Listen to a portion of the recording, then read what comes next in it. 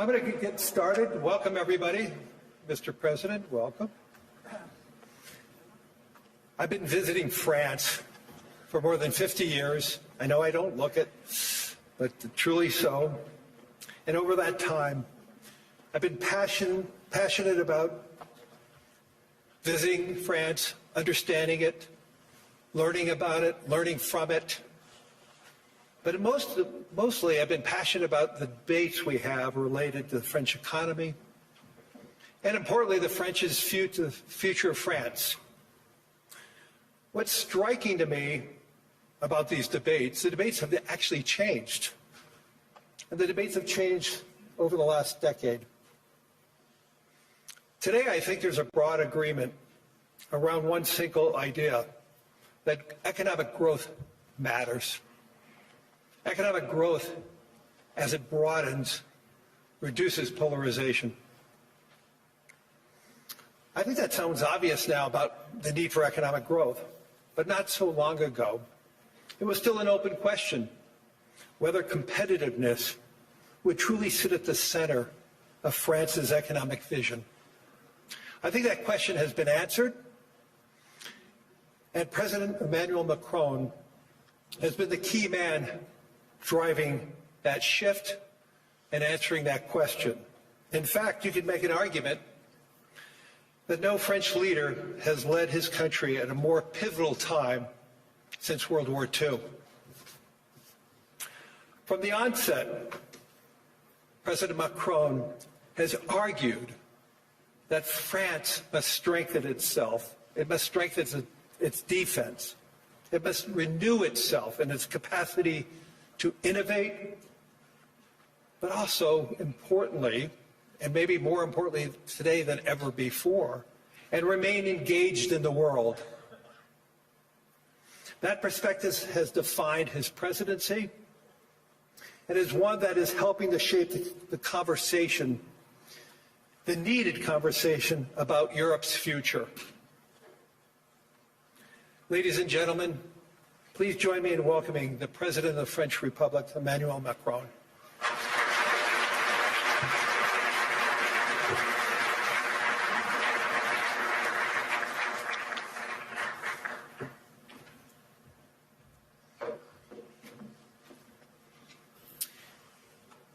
Thank you very much, Lai, for your words.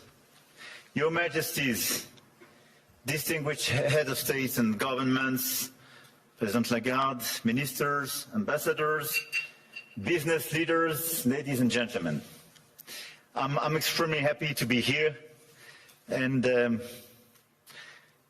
it's great to be here, as the Financial Times would say. And it's a time of peace, stability, and predictability. So let's try to address the key challenge of this world in a few minutes' time. But it's clear that we are reaching a time of instability, of imbalances, both from the security and defense point of view and the economic point of view. Look at the situation where we are. I mean, a shift towards autocracy against democracy, more violence, more than 60 wars in 2024, an absolute record, even if I understood a few of them were fixed. And conflict has become normalized, hybrid, expanding into new domains, space, digital, information, cyber, trade, and so on. It's as well a shift towards a world without rules, where international law is trampled underfoot, and where the only law that seems to matter is that of the strongest, and imperial ambitions are resurfacing. Obviously, the Russian war of aggression against Ukraine, which will enter into its 4th year next month, and conflicts continue in the Middle East and across Africa. This is as well a shift towards a world without effective collective governance, and where multilateralism is weakened by powers that obstruct it or turn away from it, and rules are undermined. And I can multiply the examples of international bodies weakened or left by the key economies. And when we look at the situation, it's clearly a very concerning time, because we are killing the structure where we can fix the situation and the common challenges we have. Without collective governance, cooperation gives way to relentless competition. Competition from the United States of America through trade agreements that undermine our export interests, demand maximum concessions, and openly aim to weaken and subordinate Europe, combined with an endless accumulation of new tariffs that are fundamentally unacceptable, even more so when they are used as leverage against territorial sovereignty.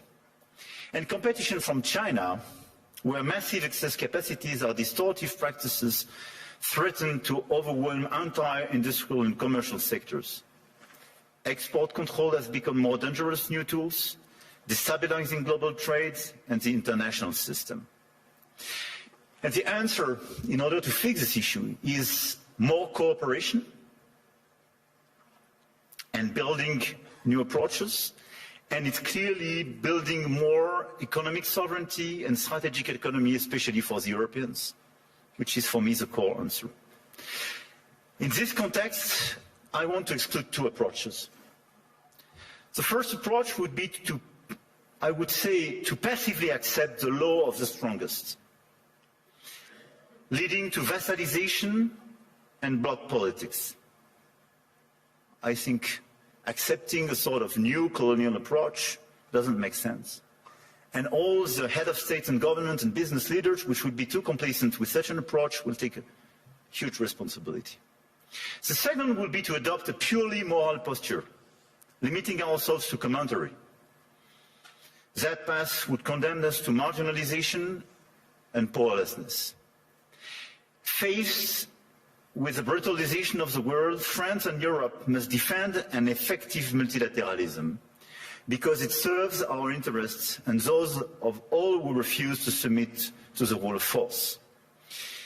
And for me, the two answers are, on one side, more sovereignty and more autonomy for the Europeans, on the other side, an efficient multilateralism to deliver results through cooperation. Obviously, France and Europe are attached to national sovereignty and independence, to the United Nations and to its charter. And it's not an old-fashioned way to live multilateralism. It's just not to totally forget what we learned from the Second World War and remain committed to cooperation. And this is also because of those principles that we have decided to join the mutual exercise in Greenland without threatening anyone, but just supporting an ally and another European country, Denmark. Facing this order and this new situation, this year France holds the G7 presidency with a clear ambition to restore the G7 as a forum for frank dialogue among major economies and for collective and cooperative solutions. Trade wars, protectionist escalation, races towards overproduction will only produce losers. This is why addressing global economic imbalances is our key priority. And if we look at the situation, the current imbalances are due to some key phenomena, and we all have to deliver our own agenda. This includes American overconsumption, Chinese underconsumption and overinvestment, and European underinvestment and lack of competitiveness. And these imbalances are also reflected in development gaps, by the way, and we can no longer settle for aid that neither delivers sufficient results nor enables countries to escape poverty. So our objective through the G7 is to demonstrate that the world's major powers are still capable of reaching a shared diagnosis of the global economy and committing to concrete actions. Cooperating is not about blaming others. It is about assuming one's share of responsibility and contributing to solutions. So the objective of this G7 will be to build this framework of cooperation in order to fix the roots of these imbalances and restore efficient convergence and cooperation through multilateral frameworks. And the other objective is as well to build bridges and more cooperations with the emerging countries, the BRICS and the G20, because the fragmentation of this world would not make sense. Here, this point is for, I would say, the global agenda and how our G7 agenda. On the other side, we have the European answer. And for me, Europe clearly has to fix its key issues: the lack of growth, the lack of GDP per capita growth, and the three pillars of our strategy in order to deliver more sovereignty, more efficiency, and more growth would be based on protection, simplification, and investment. Because the diagnosis is well known, European competitiveness still lags behind that of the US, and in the current global order, facing precisely the Chinese approach, we have to react. So first, protection. Protection doesn't mean protectionism. But today's Europeans are too naive. This is the unique market open to everybody without checking level playing field. Nobody can access the Chinese market as people are accessing the European market for sure. But even if you take the US and a lot of other countries, the level of protection does exist for investment and trade.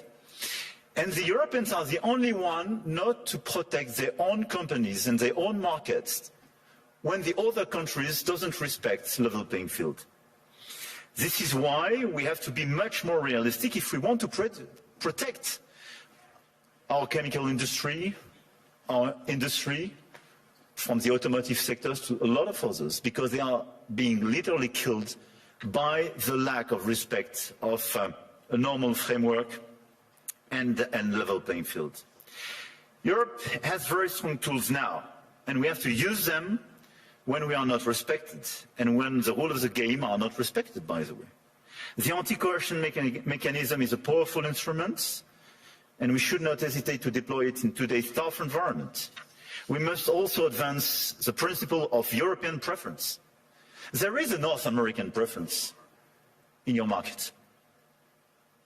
There is no European preference today. We are progressively creating it, and in the latest documents and decisions taken by the decisions, we do have the first examples of that, but this is extremely good. And we are currently aligning closely with Germany to deliver an ambitious and simple framework. And this is a decisive project, and I count on the European Commission to present a proposal as well by early 2026 with the highest possible level of ambition in order to deliver, I would say, across the different sectors, the principle of European preference. This is a necessity. We must act on imports as well regarding this protection issue. And in the context of escalating trade tensions and Asian overcapacities, Europe must strengthen its trade defense instruments, including mirror measures to enforce regulatory standards, and we must improve the quality and added value of foreign direct investments, targeting projects with strong export potential. And this is core for the rebalancing with China. China is welcome, but what we need is more Chinese foreign direct investment in Europe, in some key sectors to contribute to our growth, to transfer some technologies, and not just to export towards Europe some devices or products which sometimes don't have the same standards or are much more subsidized as the one being produced in Europe. It's not being protectionist, it's just restoring this level playing field and protecting our industry. So from safeguard clauses to mirror clauses to European preferences and incentives for more FDIs, this strategy is absolutely key. And in parallel, protecting our economies will also require a resilient strategy on both imports and exports to de-risk supply chains, particularly for raw materials, rare earths, semiconductors, chips, and to diversify our trade partners. The second pillar of the European economy and the European strategy should be simplification. And when I speak about simplification, we started with the CSRD, CSDDD, And we have to do much more on different sectors, and we did it during the past few weeks. On automotive, and we have to do it on chemical, digital, AI, banking, and so on. And the core of this simplification is sometimes to get rid of some recent regulations when they desynchronize in a certain way the European Union in comparison with the rest of the world. But we have as well to accelerate the deepening of the single market. On all these sectors, the 450 million inhabitants and consumers market should be the domestic market of all the EU companies. It's not yet the case as long as you have complexities. In doing so, we must ensure respect technological neutrality and non-discrimination within the European Union. This is another pillar, another point of simplification. Neutral approach in terms of technology and non-discrimination. We discriminate during such a long time between the different sources of energies. It's counterproductive for the Europeans themselves. Companies have a role to play, and we must act, and you must act.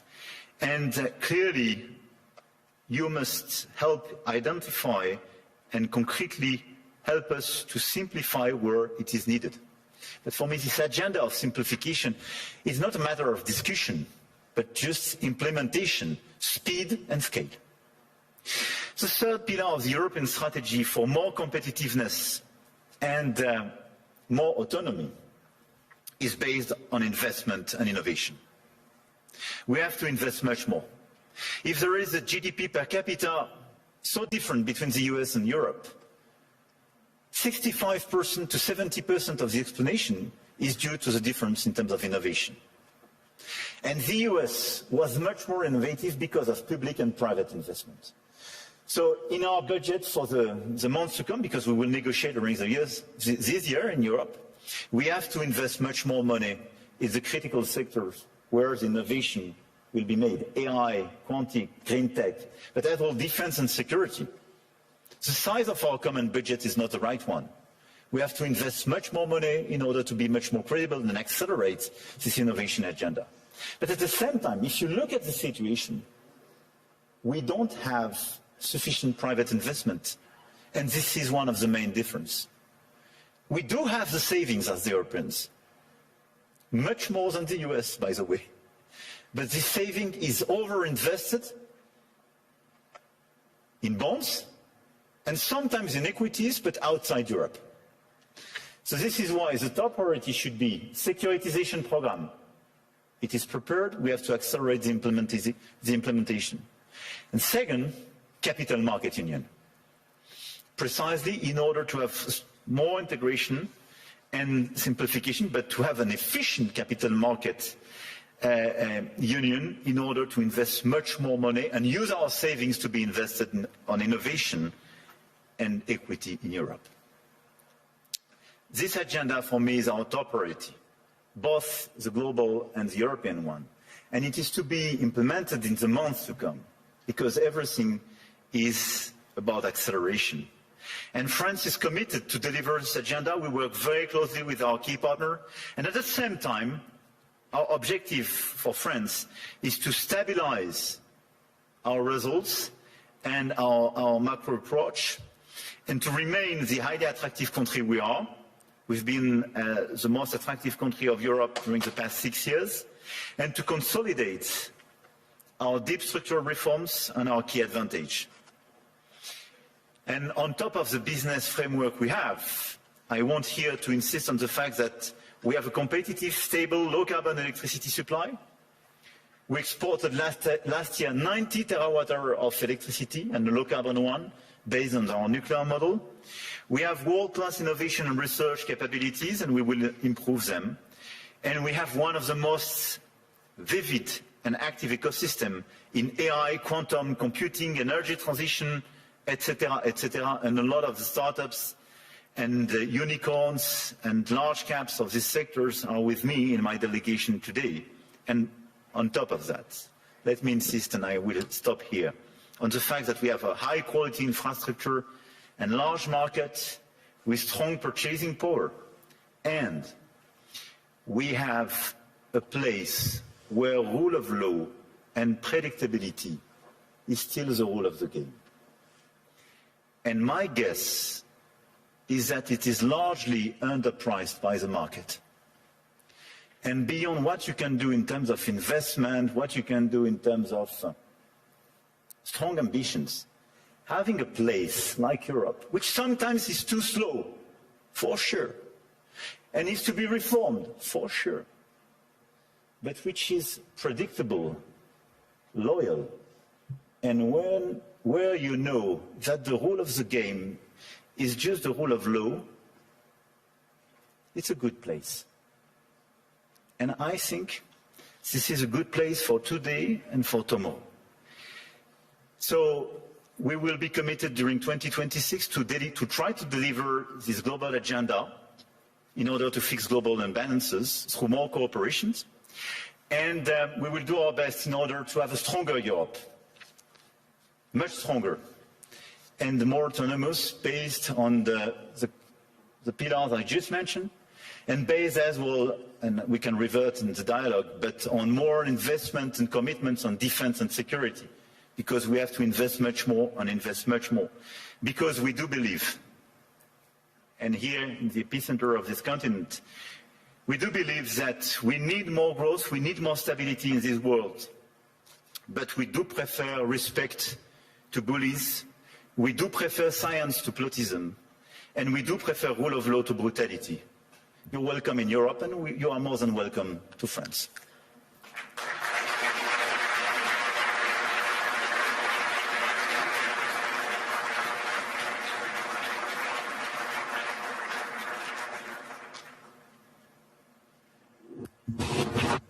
What I'd really like to ask you is, how's your last few days been?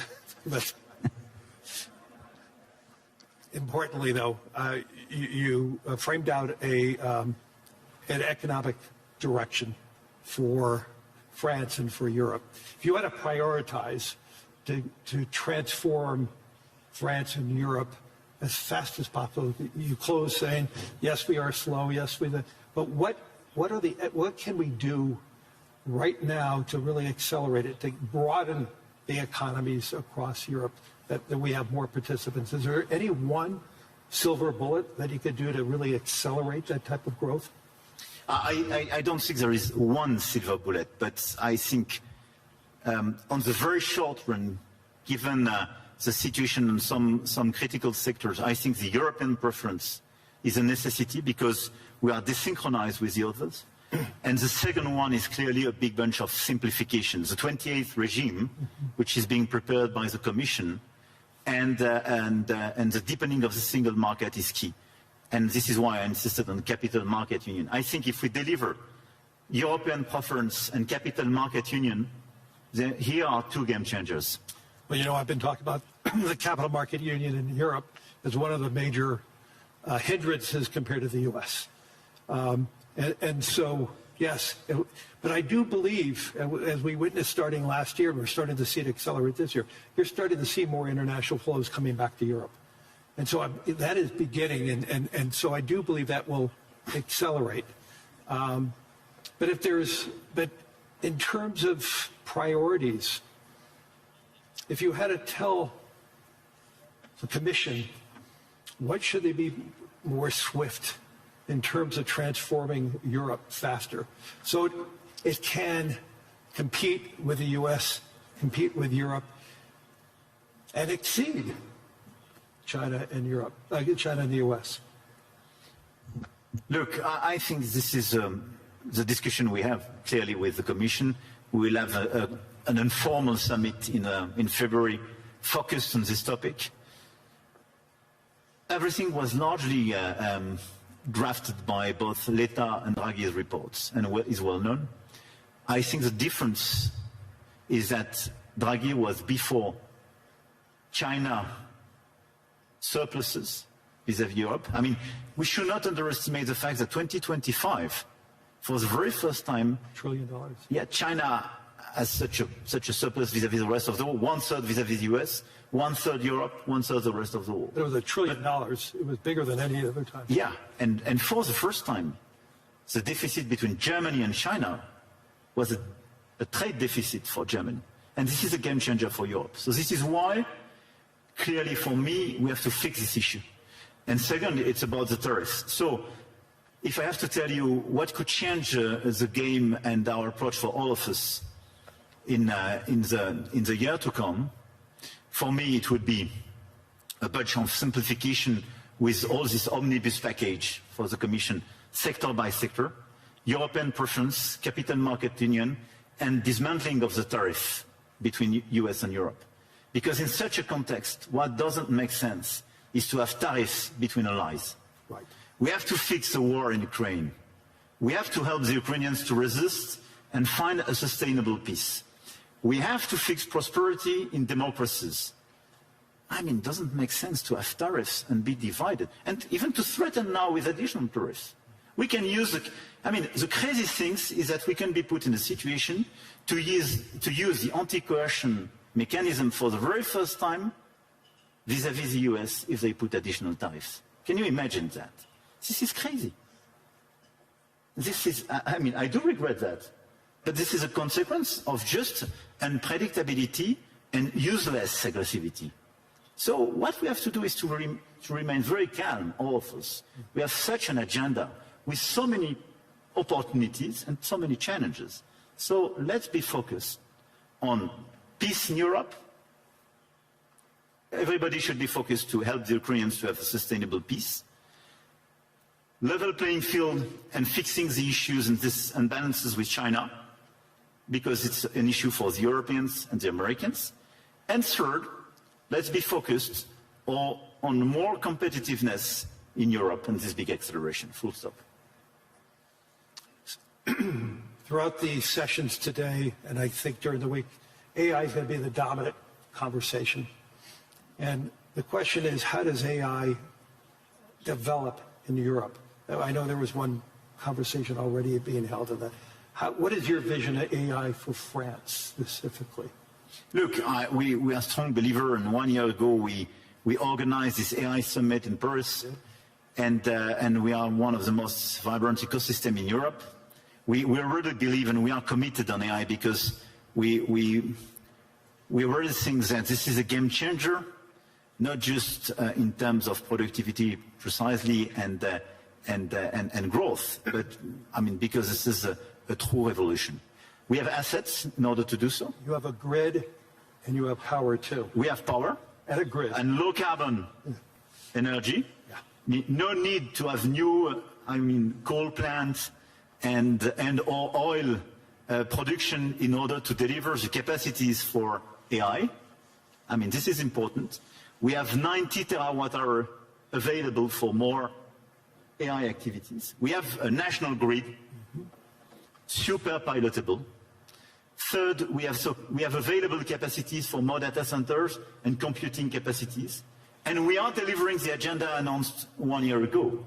So we are building these capacities, and Europe was lagging behind the US and others on this field. We have talents, very good data scientists, mathematicians, and so on, and we are increasing our training programs and our capacities, and we have several hubs being identified. And we have a critical ecosystem with LLM champions, but as well, we have startup on AI and quantum, I don't forget them, which are extremely present in all these different fields. One of the best evidence of the attractiveness and this vibrant ecosystem is that Yann LeCun when he decided to leave Meta and set up his own company, established it in France a few weeks ago, which is for me a good evidence. Big win. A big win, and we will do our best to help him to work. This is a global company, but incorporated in France and established in France with these talents. So we have all these assets. But what is important for me now is to invest, to help all the startups and the companies in this sector to do much more and to increase, but to do my best in order to make sure that their domestic market is the EU market and not just the French one. Right. And when we speak about strengthening the single market, this is this point. And this is a game changer, because it means your domestic market is not just 68 million inhabitants, but 450 million. It's super important.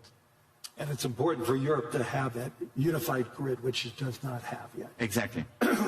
So, for the remaining time, is there any one message that you really want to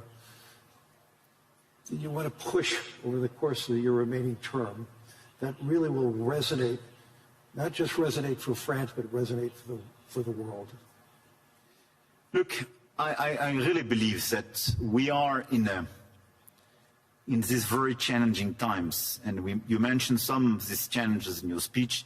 I did in mind, and unhappily we were even not totally complete. Mm-hmm.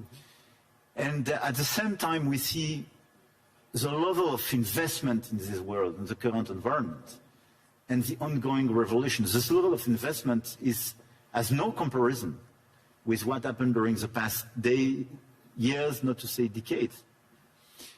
So my main message would be, let's not be shy. Let's not be divided.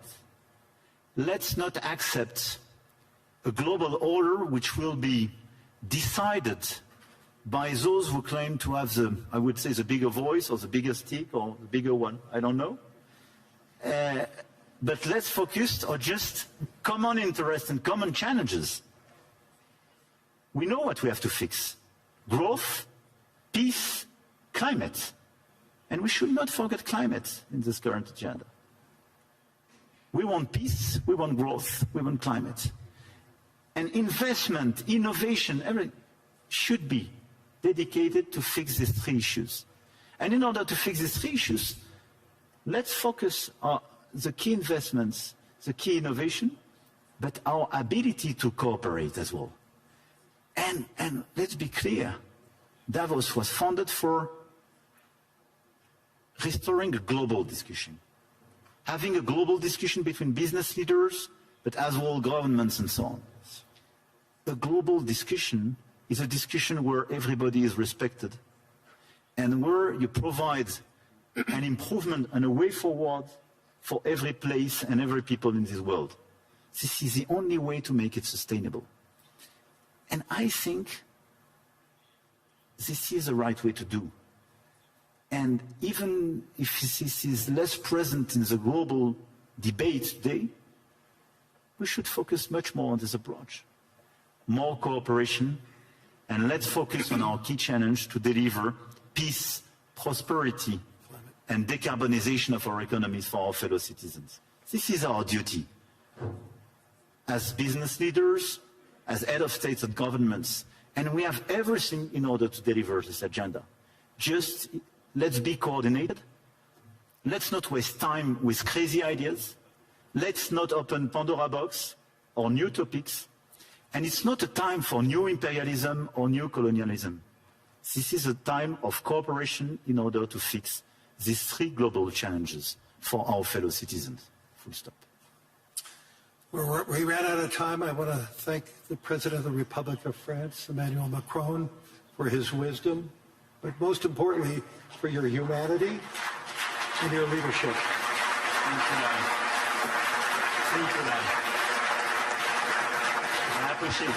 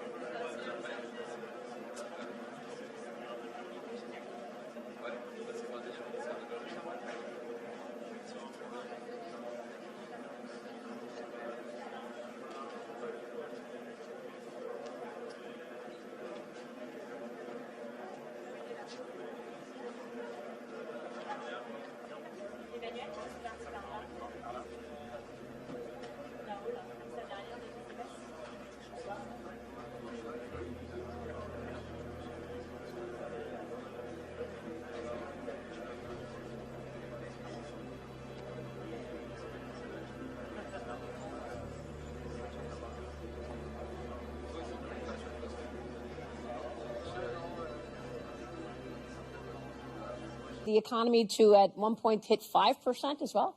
Well, the Atlanta Fed GDP number, which is a very noisy number, is now reading 5.3 because remember, the fourth quarter GDP included the Schumer shutdown. So some of that will be pushed into the first quarter. So I'm expecting that we could be well north of 3. We'll have inflation coming down. As you said, productivity is very high.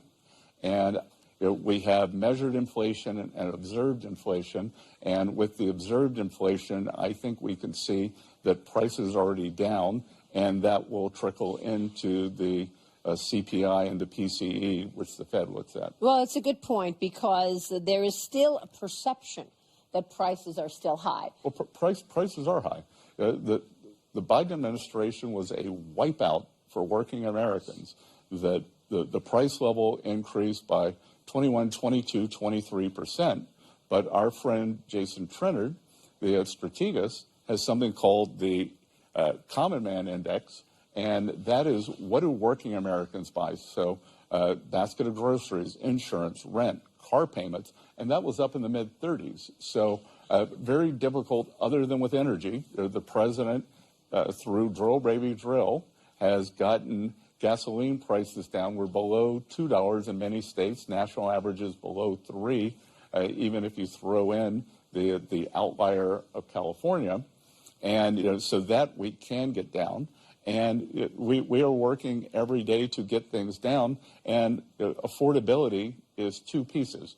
Affordability is price level, but it's real incomes. Real incomes have gone up every month since President Trump took office. And as I said, I think we're going to see a big year for real incomes this year. Wow. And you said in terms of the tax refunds, are we talking about thousands of dollars that people will be getting as a result? We could see, for working families, for each wage earner, we could see up to $1,000 per wage earner. Okay. You said that prices are still coming down, but they're still elevated. The president announced many things, a litany of things, just in the last 100 days. And I want you to walk through some of these things and tell us why they're important, because he put a ban on large institutional investors purchasing single-family homes.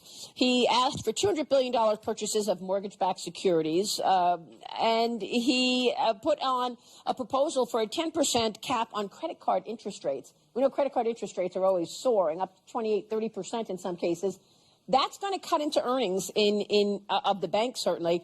And he also teased something about 401ks, that you would be able to tap into your 401k to then buy a home. Walk us through these things. Why are these so key, in your view, to growth and to reining in prices? Well, here, why don't we start from the beginning?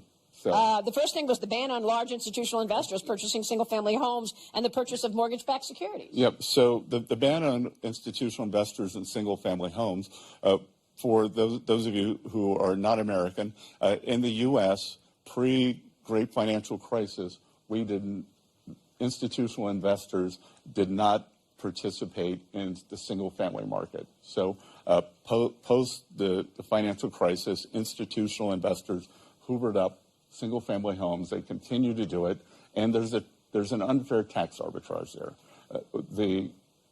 You and I have a mortgage. We can deduct the mortgage amount. Institutional investors can deduct the borrowing amount, but they can also expense any repairs and depreciation. So we think that it is a good idea to have them out of the market. We are going to give guidance at some point to see what is a mom and pop, that someone, maybe your parents for their retirement, have bought 5, 10, 12 homes. So we don't want to push the mom and pops out. We just want to push everyone else out. And what's important here, you will hear some misinformation that says, well, institutional investors are 1, 2, 3%. That is true.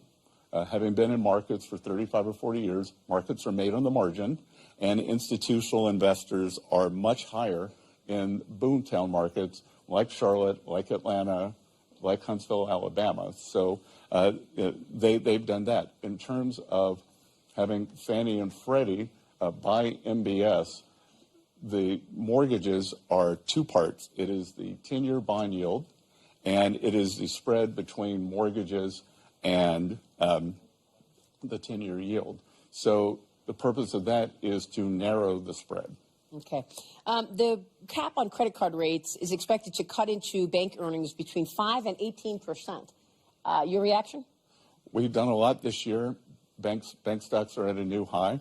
That through my position on FSOC, the Financial Stability Oversight Council, and the three bank regulators, the Federal Reserve, the OCC, the FDIC, we have done a lot to deregulate banks. Their earnings are way up. More importantly, it has increased their lending capacity. Oliver Wyman's numbers, not mine, estimates that there's $2.5 trillion of extra lending capacity. The other thing that has been a focus of this administration and a focus of mine is small and community banks, because what happened after the great financial crisis, all the regulations from Dodd-Frank, we had too big to fail. But then with small banks, you were too small to succeed. This regulatory morass, we have lost more than 50% of the small and community banks. And they power small business lending, real estate lending, and ag lending. So we are trying to bring that back. Yeah, it's a great point, because farmers really need the lending of these small community banks. Look, Secretary, I want to get your take overall on your thoughts on what you've done so far, because the president back last year, right after the inauguration, I sat down with the president and I asked him what he wants the economy to look like in 4 years when he's done. And he was very clear. He said he wants private enterprise to rule the day. 1 year later, you've taken a 10% stake in Intel. You've taken a stake in MP. Now, I know that these are national security issues.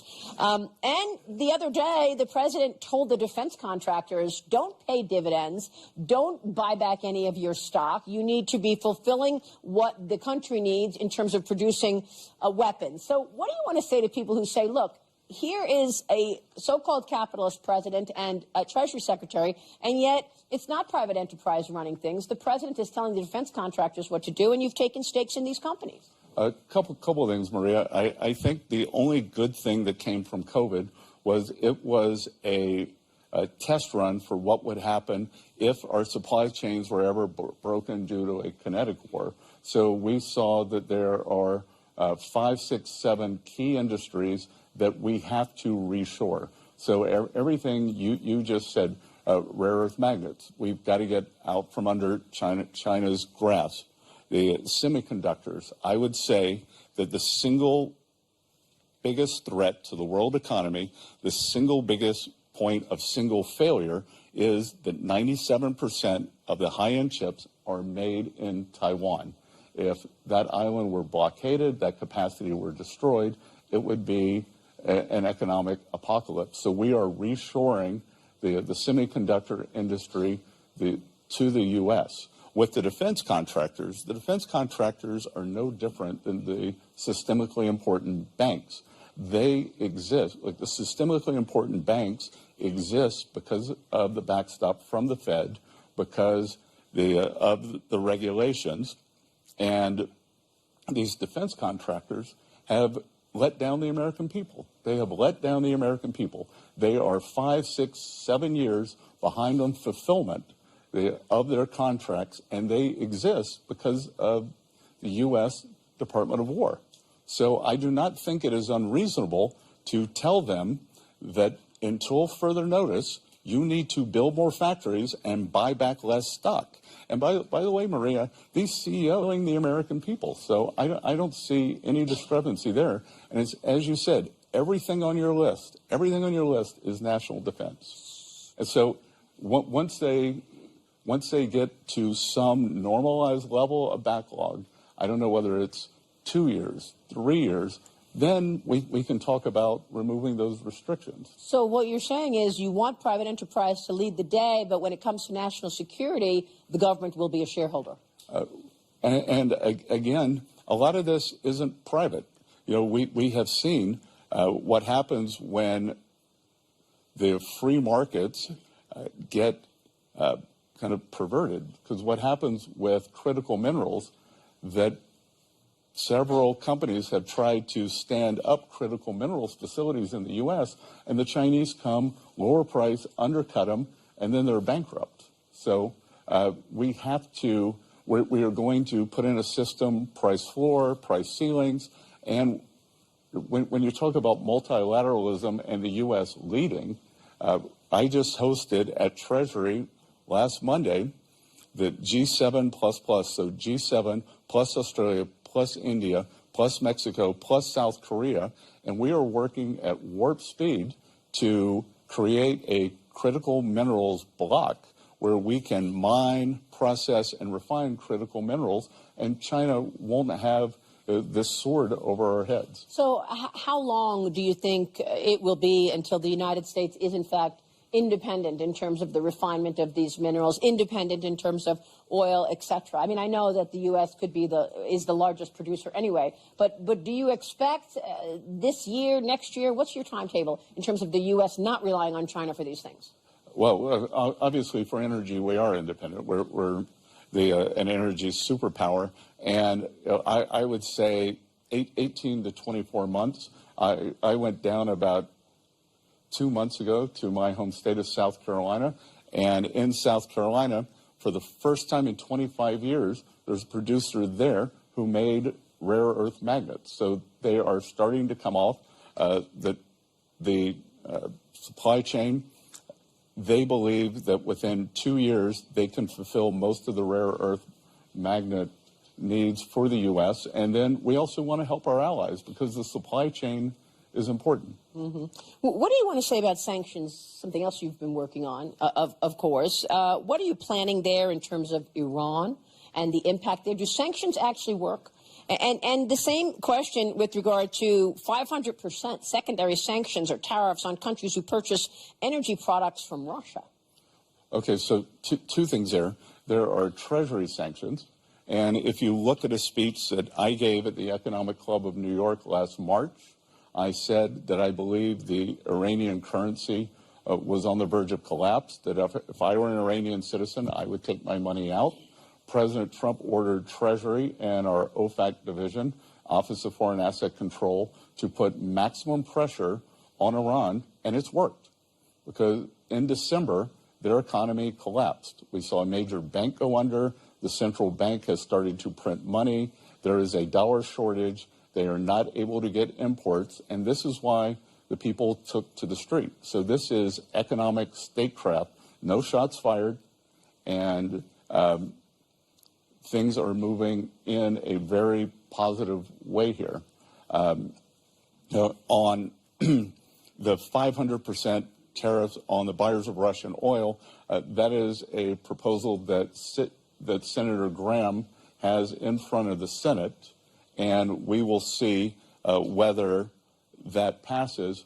We don't believe that President Trump needs that authority, that he can do it under IEPA, but that the Senate wants to give him that authority. And just to be clear, that we have Europe buying Russian oil still 4 years later, they are financing the war against themselves. India started buying Russian oil after the conflict began, but President Trump put a 25% tariff on them, and India has geared down and has stopped buying Russian oil. And then 3, China is a very large buyer of Russian oil, as they are of Iranian oil, as they were of Venezuelan oil. But guess what, Maria? As they were of Venezuelan oil. But guess what, Maria? No more Venezuelan oil for them. So would you treat China the same as the others in terms of buying Russian oil with regard to tariffs and sanctions? Well, we'll see what happens with this Senate bill, and with the Iranian oil, that'll be up to President Trump. Secretary, what do you want to say about artificial intelligence and the idea that AI efficiencies will likely kill jobs? A lot of people are worried about jobs. Do we have a plan in the U.S. government right now in terms of job creation in the face of AI efficiency killing jobs? Well, Maria, we are seeing the record factory groundbreakings. That's why President Trump wants to bring back these precision jobs to the U.S. And historically, every productivity boom has led to job growth. Now, can there be some toing and froing in terms of people changing changing professions. I can't remember what the number is. Maybe you know it. 50, 60% of the professions today didn't exist 30 years ago. Well, it's a big number. It's a big number, but it's something we're very cognizant of. We haven't seen it in the numbers yet. I think that it could be very different than what we saw with the China shock. The China shock was a blue-collar phenomenon. My guess is the AI shock might be a white-collar phenomenon. We'll see. Secretary, as we wrap up here, a moment ago, you said, look, you've been dealing with markets for a long time, your entire career. What do you think of markets today? I mean, the market has been rallying on the president's policy. Today, of course, we're seeing a sell-off. But do you think the markets are getting it right in terms of rallying on the president's policies going into this Davos meeting? I try not to the extent I had success in the markets, it was not making short-term predictions. But I can tell you what has been very heartening for me. I don't have time to follow the markets as closely, but to the extent last year before, everyone said, oh, this is just Mag 7 stocks, it's not healthy. We've seen a big broadening out in the market.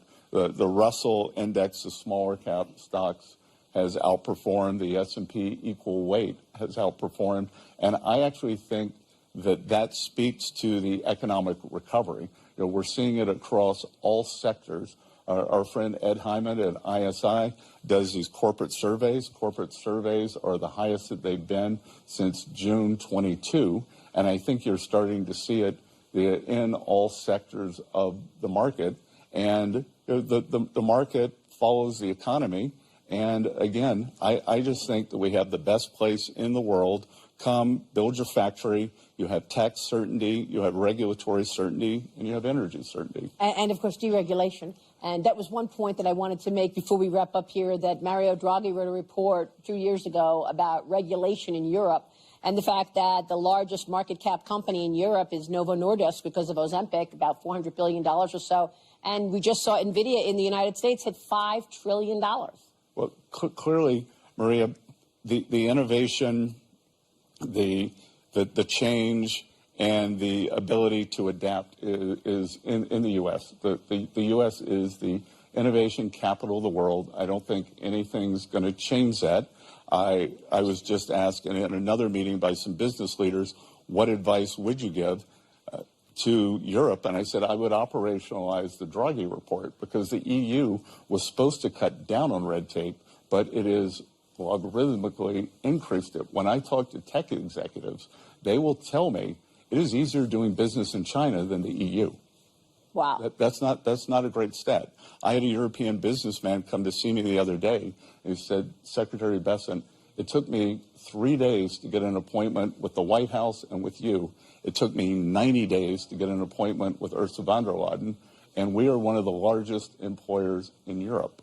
So there's just a different mindset here, and I think the mindset has got to change. It's got to change to a growth mentality, and that's President Trump's invitation is we are growing, we're deregulating, and come and join us.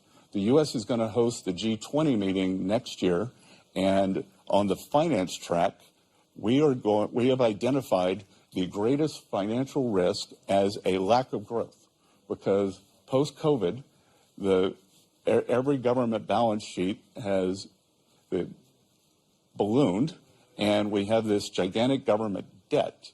There are two ways. You can either cut your way out of it through austerity, no voter wants that, or you can grow your way out of it. So we are inviting the world, come grow with us, prosper with us, and we can all do it together. Secretary, thank you very much. Good. U.S. Treasury Secretary Scott Bessent. Thank you, sir. Good. Thanks, Maria.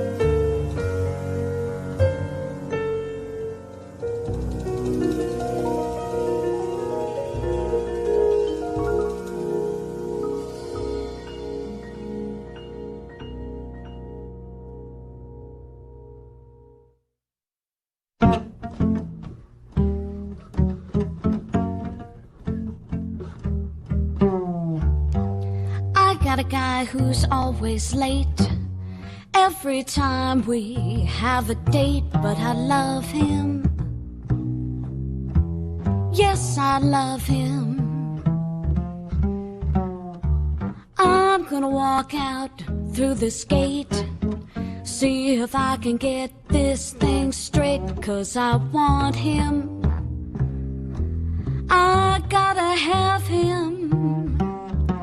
Say is you is or is you ain't my baby. Way you're acting lately makes me doubt. You sit still, my baby, baby. Well, it seems my flame in your heart done gone out. Well, a man is a creature that has always been strange. When you think you're sure of one, well, he goes and makes a change. Say is you is or is you ain't my baby. Maybe a baby's found somebody new. Is my baby still my baby true?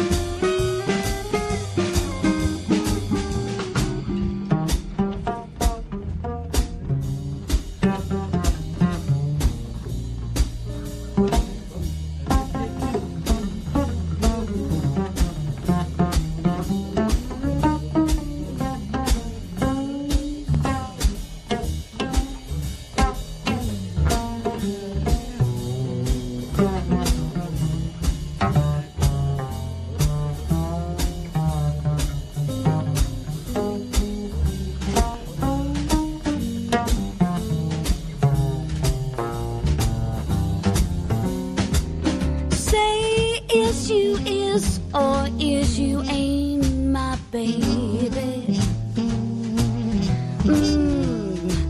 Way you're acting lately makes me doubt. You sit still, my baby, baby. Well, it seems my flame in your heart done gone out. Well, the man is a creature, baby, that has always been strange. Or when you think you're sure of one, he goes and makes a change. Say is you is or is you ain't my baby. Baby, baby's found somebody new. Whoa.